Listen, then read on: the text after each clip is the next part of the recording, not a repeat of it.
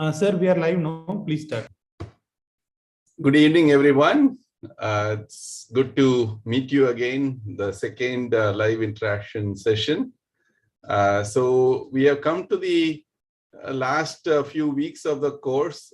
In fact, just 3 weeks from now, I think we'll have the final exam. So, well, congratulations for making up to this point. Hopefully, the journey has been beneficial. You guys have learned something along the way.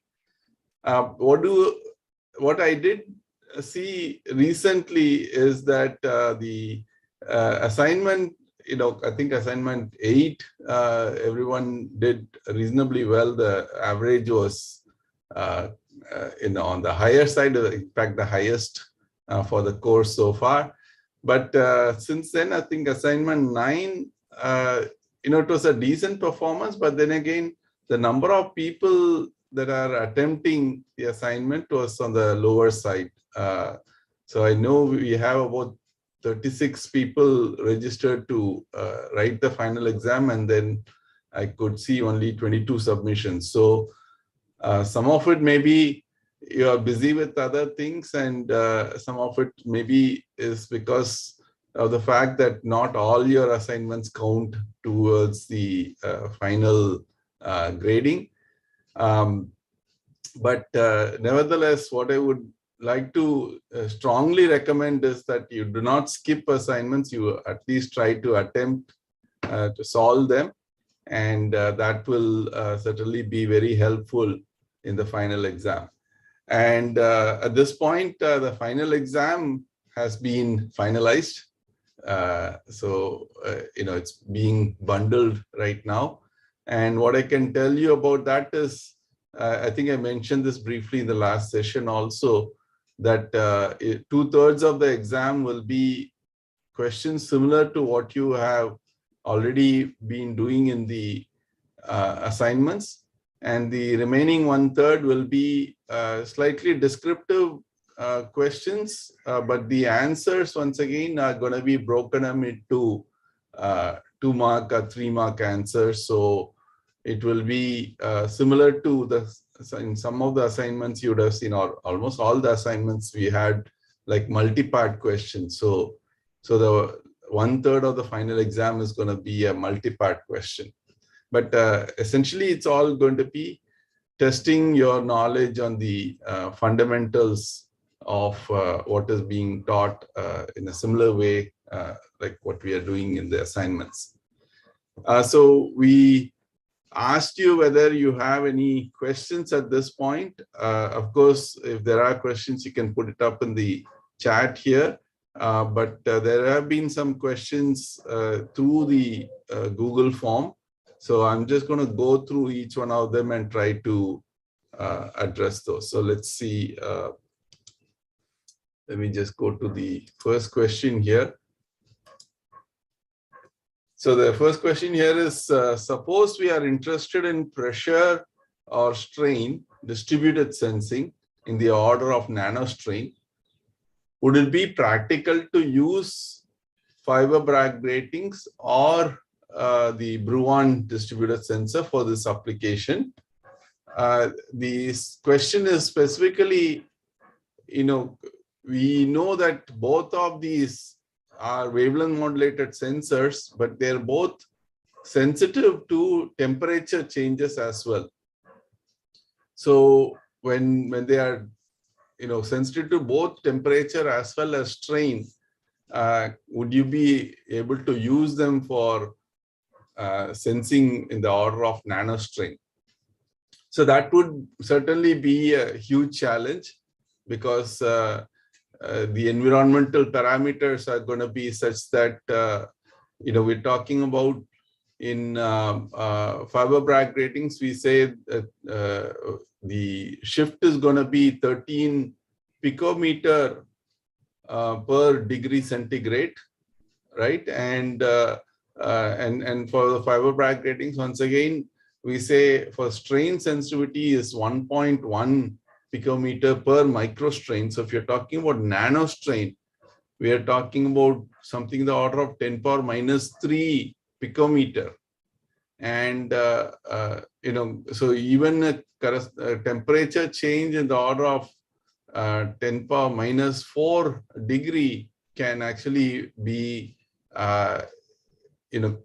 quite bad as far as this picking up the strain is concerned. So if it is in the order of nanostrain, it's going to be extremely challenging to pick that up using either a fiber Bragg grating or Bruon OTDR.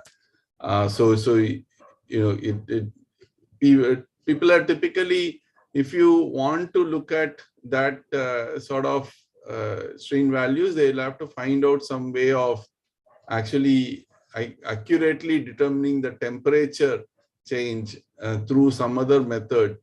And then only you can do that in a practical manner. Now, having said that, I would also point out that there is another fundamental limitation as far as the Bruon sensors are concerned. And that actually corresponds to, let me see if I can share my screen here.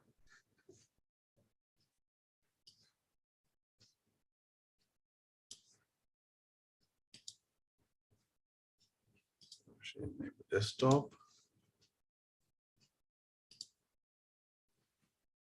Yeah, so that actually corresponds to what we discussed in stimulator Bruon scattering. We mentioned that when a light wave actually interacts with sound waves or acoustic waves within the medium, it's going to get scattered, and it's going to get scattered to a downshifted frequency is what we talked about as far as the Bruon process is concerned. Now, when we look at the gain spectrum or the spectrum of frequencies over which the scattering will be happening, that corresponds to the acoustic phonon energy spectrum. And in silica, this gain spectrum, the Stokes gain spectrum, works out to be something in the order of 30 to 50 megahertz in width. So let me see if I have actually mentioned that here. Maybe not. Yeah, I was talking about this shift, the frequency shift being 12 gigahertz, but this one is not going to be at a particular frequency. It's going to have a range of frequencies over which the scattering will happen, and that range of frequency is what I'm mentioning as 30 to 50 gigahertz. Sorry, 30 to 50 megahertz. Now, the frequency shift corresponding to temperature is going to be something in the order of 1 megahertz per degree centigrade. Okay, and similarly, when we talk about strain sensitivity, the strain sensitivity is going to be 50 kilohertz per microstrain. So if you have nanostrains, then you're talking about something in the order of less than a kilohertz type of frequency shift, and that again is going to be quite challenging to pick up, because we're talking about 1 kilohertz shift around 12 gigahertz shift for the Bruon frequency. So that is going to be extremely challenging. And so nanostrain sort of detection is going to be quite challenging by itself, but because of the fact that we have temperature sensitivity also, it's going to be even more difficult to pick that up. Okay, so hopefully that answers the question. Now, let me just go back to the other questions.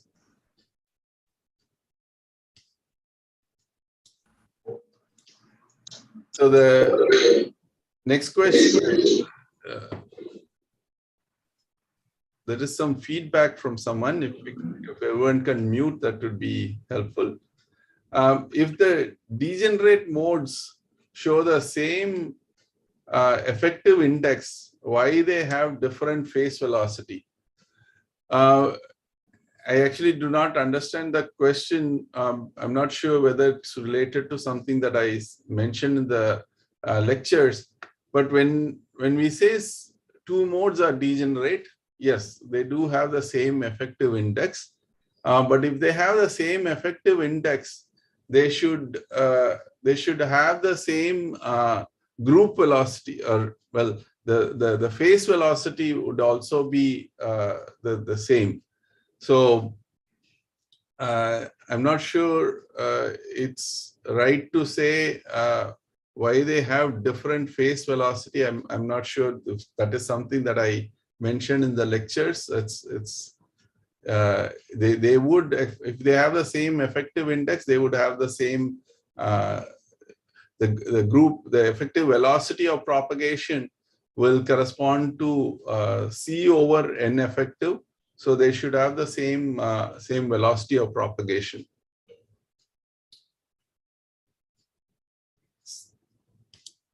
We'll go to the next question. In the match filter technique, does lambda R remains fixed and lambda S is changing according to the perturbation? So yes, when we have, I'll just go back to what I was sharing here. So in a match filter technique, we have the sensor grating, which is subjected to perturbations. And then we have the interrogator grating. So this interrogator grating is what we are calling as lambda BR. That's the Bragg wavelength of the interrogator grating, and the sensor grating is lambda BS. So yes, the perturbations are changing the center wavelength, the Bragg wavelength of the sensor grating. So this is going to be moving with respect to this reference grating, what we call as the interrogator grating. So yes, what you see in red is going to be fixed, and what you see in blue, which corresponds to the sensor, is the one that's moving. Hopefully that answers the question. So the next question is, how by picking up change in the Bragg wavelength, we figure out the magnitude of strain. So like, for example, without any perturbation, the Bragg wavelength of reflected light is the sensor basically is set to green, but after perturbation, it reflects to red. So the question is, how are we able to associate a change in Bragg wavelength to a particular magnitude of strain?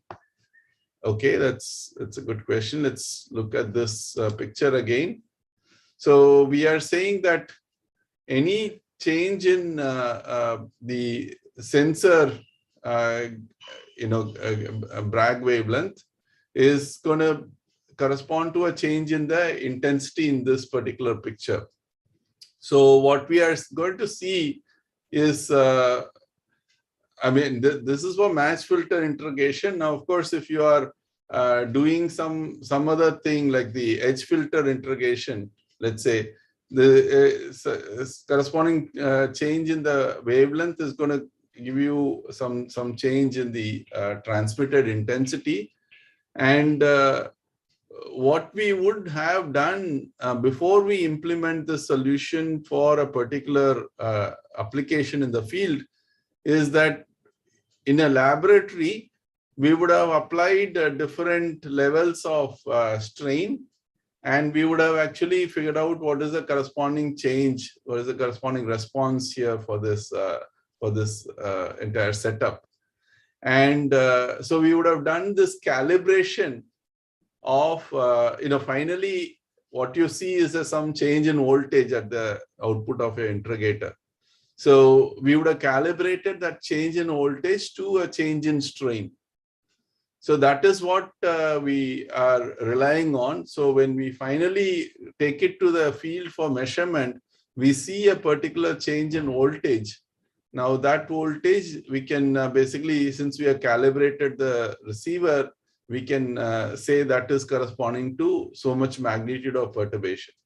Now, of course, the tricky thing, which is what some of the others also pointing out, is the fact that the perturbation could be both strain as well as temperature. So unless you have a way of taking out the temperature or reading the temperature separately, you are not going to be able to tell that it is corresponding to so much strain. Okay, so discriminating against changes in temperature is a very important aspect when it comes to reading the strain. But to answer the question, yes, you by doing a proper calibration, you can actually tell that this is the magnitude of strain that you're measuring.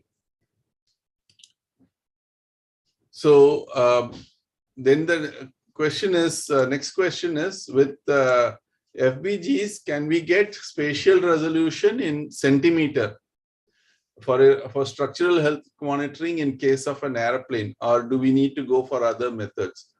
And so spatial resolution of centimeter is not an issue as far as fiber Bragg ratings are concerned, because if I go back once again to my lecture notes, so we are saying that we can actually have one grating here and another grating here. Each of these gratings are typically a few millimeters long. So every few millimeters, you can incorporate these gratings. So, spatial resolution of a centimeter is not going to be very difficult. However, if the gratings are overlapping with each other, if they are, say, sub-millimeter, if you want to achieve sub-millimeter resolution, that is going to be a little challenging just by doing what we are doing, because in that case, both these gratings would have to be overlapping with each other, and then it becomes very difficult to tell the specific location where a particular effect is happening. But centimeter spatial resolution is no problem. Okay, then we will go to the next question. So we had little discussion that we can discriminate temperature and strain changes if we use Raman and fiber Bragg ratings. Yes, we had that discussion in the forum. So that was a very good idea to discriminate between strain and temperature measurement when we are actually doing a measurement in the field.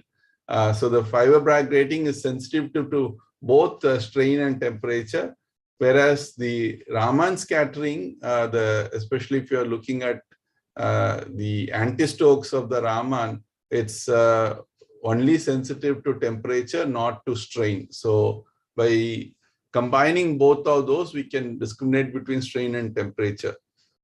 So the question is whether they can be simultaneously used in one single fiber, and how that can be used. And then there is another question, which is due to the presence of nonlinear properties of Raman, if fiber Bragg rating behavior will not change, or whether there will be any issue because of Raman scattering, say nonlinear properties. I'll come back and just clarify that whether it is nonlinear or not.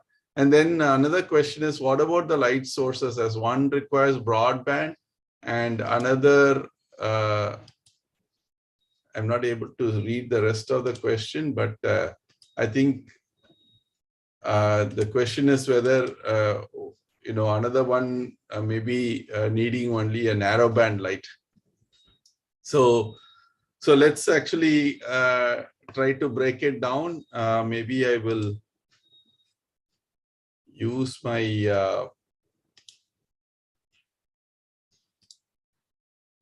right pad to explain this. So we're talking about using both Raman as well as Bragg ratings to discriminate between strain and temperature changes.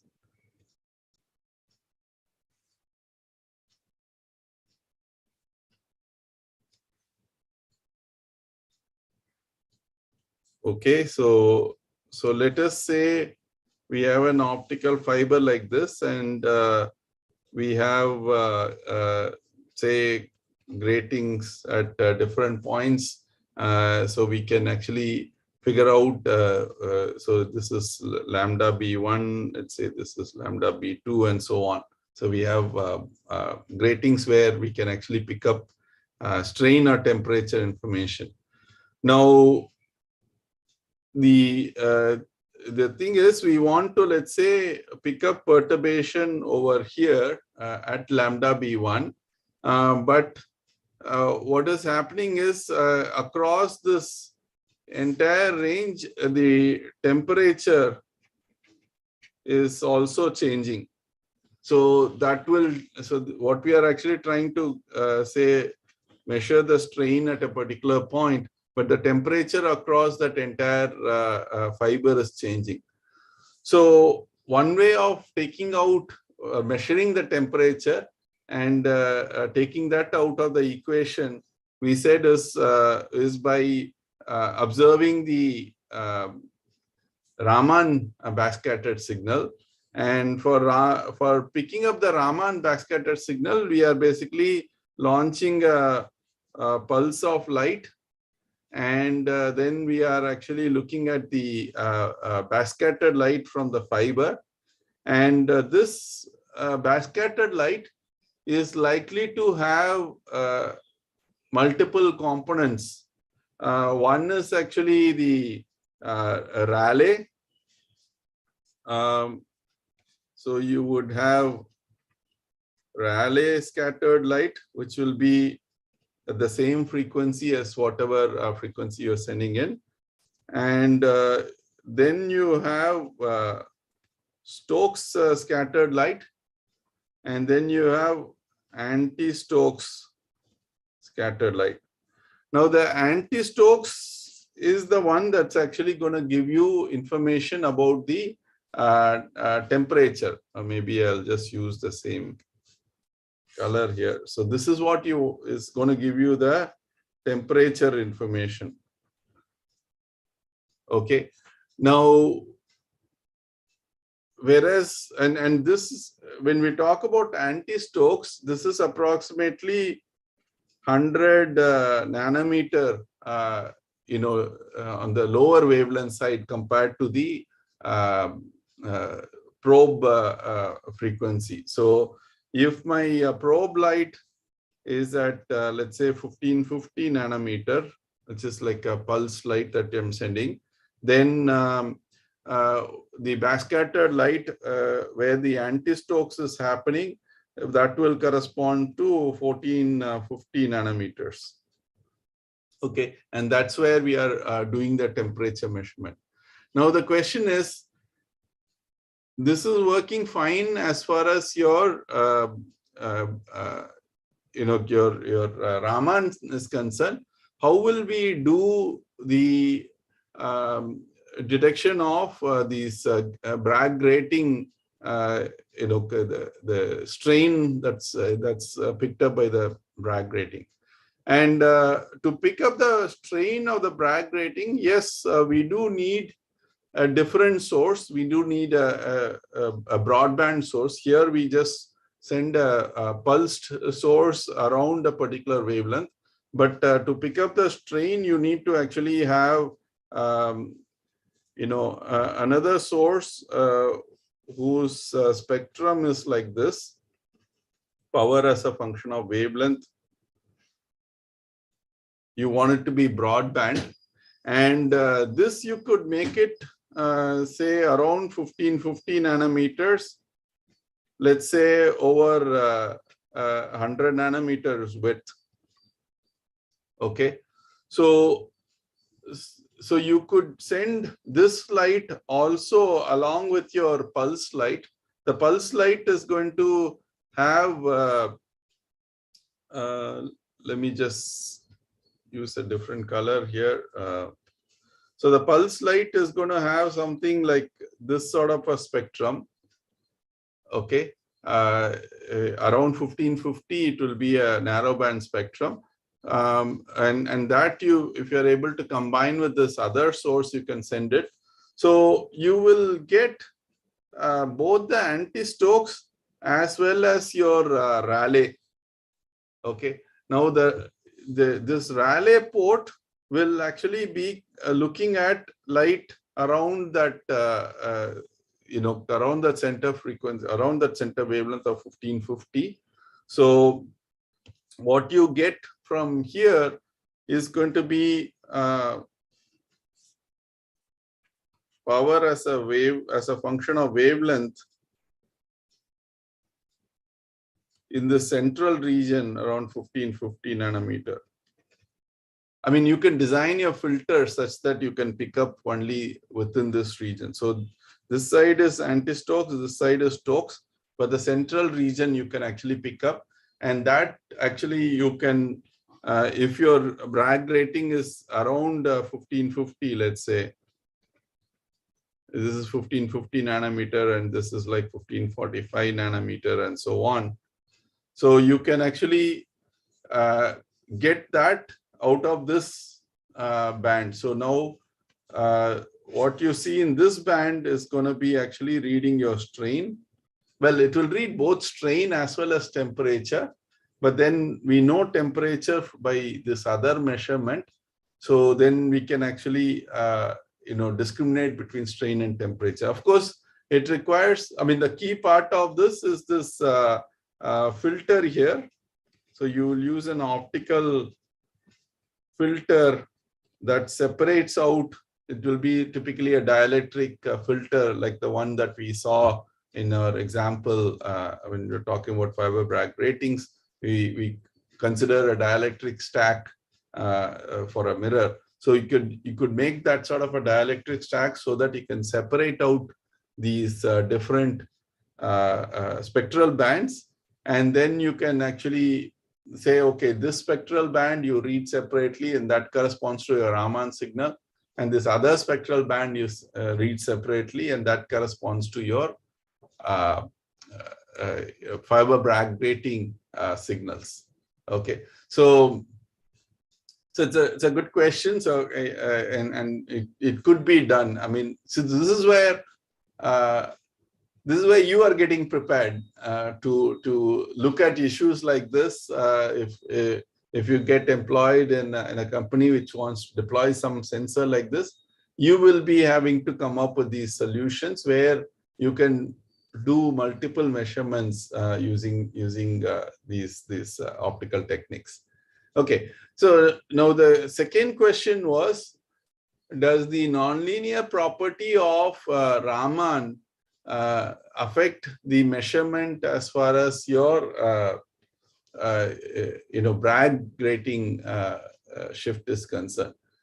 And first of all, I want to emphasize that when we are looking at Raman, we are not actually going to the nonlinear regime. So we talked about two different regimes. One is what we call as the spontaneous scattering regime, and the second one is what we call as the stimulated scattering regime. Now with Raman, maybe we have not come to that. I think that is being taught in the final week. That we are going to the details, but nevertheless, I'll let you know that whenever we are doing this measurement, we are doing that using spontaneous Raman scattering.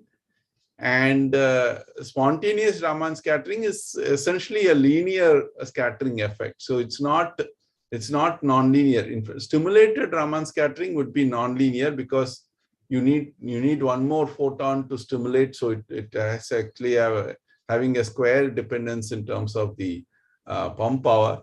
But spontaneous Raman scattering is going to be a linear effect. So you don't have any linear issue. You don't have any issues with the nonlinearity of the medium. But nevertheless,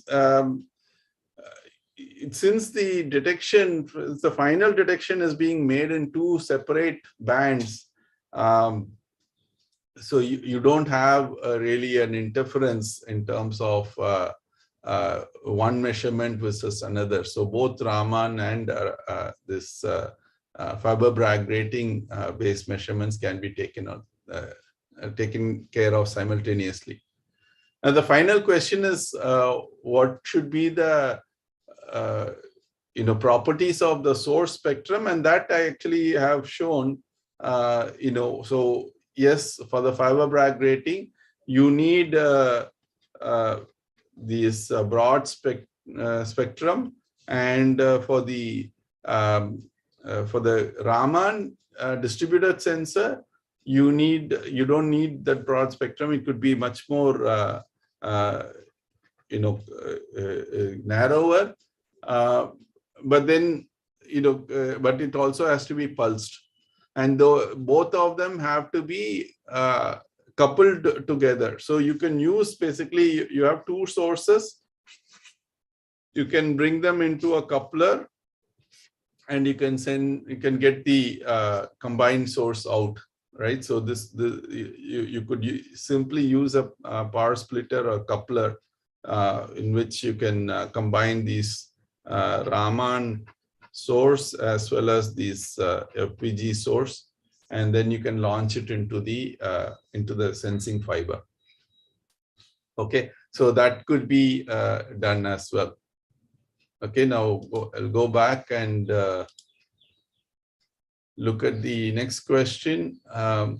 Nice questions, by the way. So just keep them coming. We could, of course, discuss some of this. If you don't understand something here, please make it a point to bring it up in the discussion forum as well, and then we can talk about that. Thanks for this amazing course. Thank you.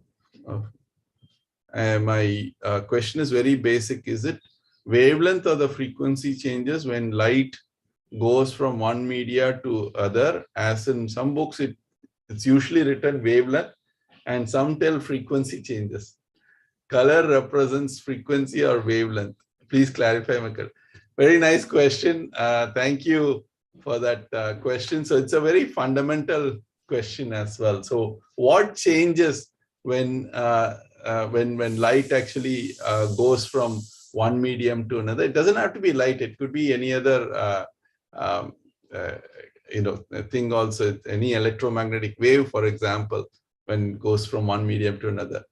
So what changes is the effective wavelength, because when we are talking about frequency, we're talking about something that's oscillating right at the source itself. There is the oscillation that's happening, but it's only upon propagation that you are you're going over one wavelength, one cycle. How far you go,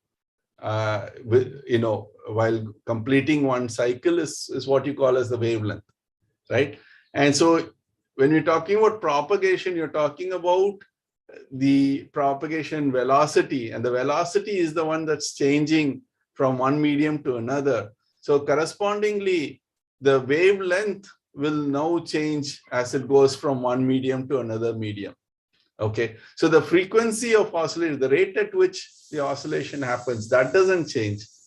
So that remains constant. Whereas the wavelength, how much it travels while completing one oscillation, that is what is changing. Okay, it's a very fundamental question. I know there's a lot of confusion out there, but frequency remains constant. Wavelength is what changes when you go from one medium to another medium. So hopefully that is clear. That's all the questions I have here in this through this Google Sheet. Let me check if there is anything from the chat. I don't see anything in the chat also. So that is clear. That's all the questions I have here. Sorry. So I was just checking the YouTube link also to see if there was any question there, but I don't see one. So, yeah, thank you for joining today and also asking these wonderful questions. So it tells me that you guys care about this course and you're following this course very closely. And it also tells me that you're learning from the course also to be able to ask these wonderful questions. So keep them coming. Keep them actually through in the discussion forum. We'll certainly try our best to answer your questions as soon as possible. Hopefully, we have answered all your questions so far. If you think we have missed something, please feel free to point that out and we will get back to you. And I also want to, so you'll have basically, I think you're going through assignment 10 questions now. And so in a couple of weeks, we'll be done with all the assignments and all the lectures. And you may have another week or so before the final exam. If I were you, what I would do is I'll go back and revise all the assignment material, and through the assignment material, hopefully you can also revise what was actually discussed in the lectures. And while doing that, if you have questions, please feel free to let us know through the discussion forum. I have already intimated the TAs that they need to be supporting you more closely, because as we are going towards the final exam, you may need that sort of quick support. So they will also be available to clarify your answers or questions. And finally, if you feel that you will benefit by one more interaction session, please mention that also in the discussion forum. I am not planning on one more session myself, but if you have sufficient questions and you'd like to discuss those, please bring that up and in the discussion forum, and I will be happy to schedule one more interaction session with you. With that, I wish you all the best for the remaining part of the course as well as your final exam. And thanks for joining once again.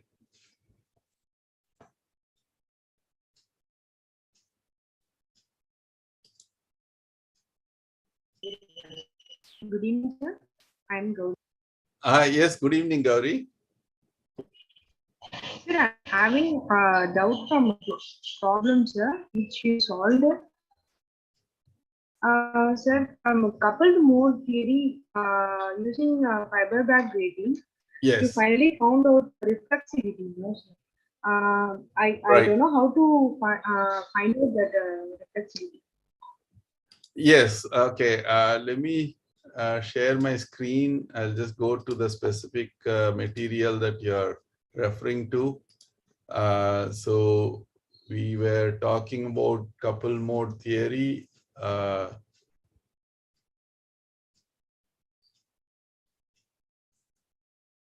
Right around here, right? So to find out the reflection spectrum. Of course, let me move this thing over here. In 33rd lecture, sir. Yeah. So yes, I was actually projecting this. I have probably not. Yeah. Okay. Yeah. So I've not actually written down the solutions for these couple wave equations. So whenever you have, the first differential and you have this imaginary value, the solution would turn out to be in terms of hyperbolic sine and cosine. Okay. And so that is what we are using here. So I've not actually, mentioned the specific solutions. I just use this simple case of what happens when you have when you have close to resonance. That condition I've taken and basically put out the for B of 0, we said it's proportional to hyperbolic sine, and for A of 0, it's proportional to the hyperbolic cosine. But the details of this is actually available in different texts. One is actually, I mentioned Yari, Optical Electronics. This is one text where the detailed solutions are provided for this. But there is also another fiber Bragg grating spectra is the name of the title of the paper, and it is actually done by a person by name Erdogan, Erdogan. So he also has a nice paper on this part, and he also derives how the reflectivity comes. So I would suggest either of these sources to go and check the details as to what the solutions are. Was that your question? Yeah, sir. The reflexivity 30%, you find it no, sir, as final. Yes. Yeah, so that's my right. So from here, how do I get to this? Basically, we say this delta. That's actually the the what do you call the phase difference. At resonance, this delta becomes 0. So this term vanishes, and here also these terms vanish. So you just have a hyperbolic tan square of kappa times L, where kappa is defined by this expression here. So once you have this, then you can just substitute the relative values and then get the final reflectivity. Okay, sir. Thank you. Okay. Thanks. Any other questions here?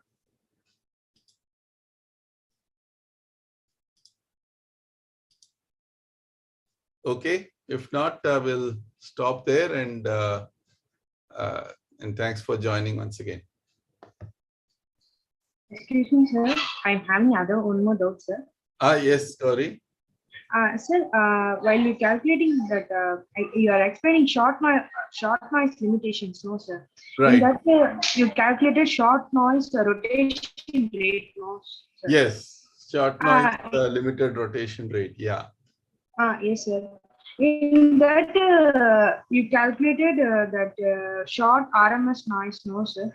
In that, you calculate that the value with phase of short RMS noise, sir? Right. Yeah. So let me share my screen once again. I think you're referring to this particular lecture. Yeah, this expression here, right? The short noise equivalent rotation rate. Yes, sir. Yeah, so we know that the rotation rate is given by this times the phase. So any uncertainty in the phase is going to show up as uncertainty in the rotation rate. That is all we are saying. And here we are saying that we are specifically looking at, what is the uncertainty in phase because of short noise measurements, and which we have quantified previously. And so then once we have quantified that, then we can plug it in here and find out the equivalent limitation in terms of the rotation rate. So what is the question? My question is that you multiply that phase short RMS noise with the equivalent rotation rate. Yes, sir. with We're not, I mean, we are multiplying the phase with the, what is called the scale factor. The scale factor is corresponding to all the gyro structure parameters, right? And that scale factor remains whatever it is. But if we have any uncertainty in the phase, determining the phase, then that uncertainty will show up in the measurement of the rotation rate. okay, sir. Thank you, sir. Right.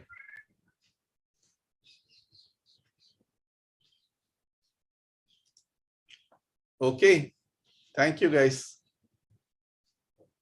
Bye now.